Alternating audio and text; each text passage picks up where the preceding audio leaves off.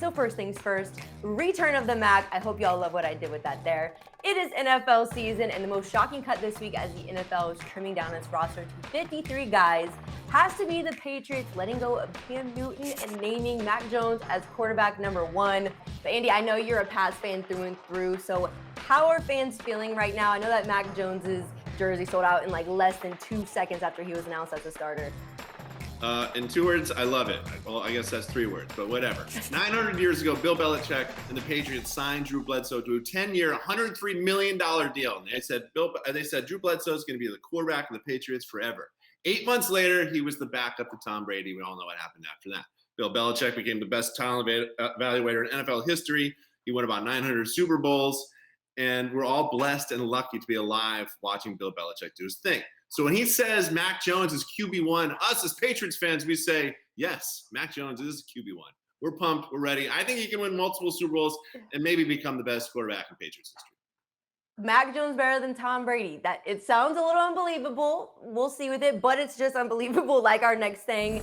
For thing number 2, Catfish meets Fire Festival meets Friday Night Lights. So this week's front pager is absolutely wild. So you may have heard by now about the fake high school football team that somehow duped ESPN into including them into a national broadcast over the weekend. Andy, this story is crazy about Bishop Sycamore. It's years in the making. ESPN is just the latest to be conned.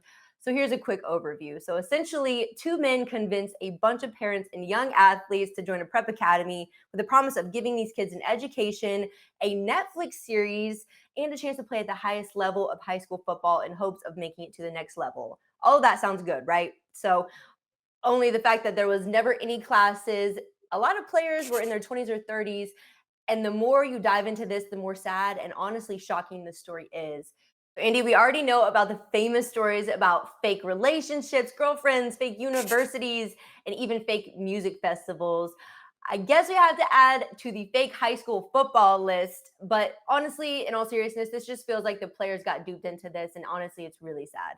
Yes, exactly. All week long, like we've been seeing stuff on Twitter, like as the story's developed, and it's been easy to make jokes about this situation because everyone jokes about everything on Twitter. But the root and the base of this story, I think, is sadness. A lot of kids, besides the 20 and 30-year-olds who were involved in it, but there were a lot of teenage kids who got duped during some of the most important years of their athletic lives, and they'll never get that time back. And I think the adults who were in charge of this and let this happen. I mean, if you scam people, it's awful. If you scam kids, it's just horrific. And you should be fired from your job and you should be thrown in jail. And everyone involved with this should be ashamed. And I have no idea how ESPN could allow themselves to get catfished the way they did. For thing number 3, let's talk about something a little more lighthearted that I'm sure everyone has a strong opinion about. 2 thumbs up or 2 thumbs down. So Andy, the Mets are a disaster. First, you get the owner subtweeting his own players. Now, the players are going after the fans with their thumbs. So in a game earlier this week, prized possession from the trade deadline, Javier Baez signaled a thumbs down to fans in a reaction to all the booing he's received since he has joined the team. And after the game, he said this: "We're not machines. We're going to struggle 7 times out of 10. It just feels bad when I strike out and get booed. It doesn't really get to me, but I want to let them know that when we're successful, we're going to do the same thing to let them know how it feels."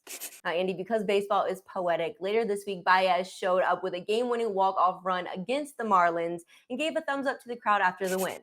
He also apologized for his previous thumbs down. But I have a question. Do you feel like these athletes should be apologizing for this, or do you think that they should be able to have their own voice? If I went to a game and I booed like one of my favorite players or favorite teams because they did something bad, and then they went and did something good and they booed me, I mean, how could I not sit in my seat and laugh? Like, we all need to lighten up. We all spend all day long on social media fighting each other, being offended by everything, getting angry. These are just sports. These are just games. So if your team boos you, just sit in your seat and laugh and just relax, people. Jeez. Hey, sports fans, if you want to watch more sports seriously, be sure to check out these clips right here. And make sure you're subscribed to the channel to see all the great content from us here at USA Today Sports.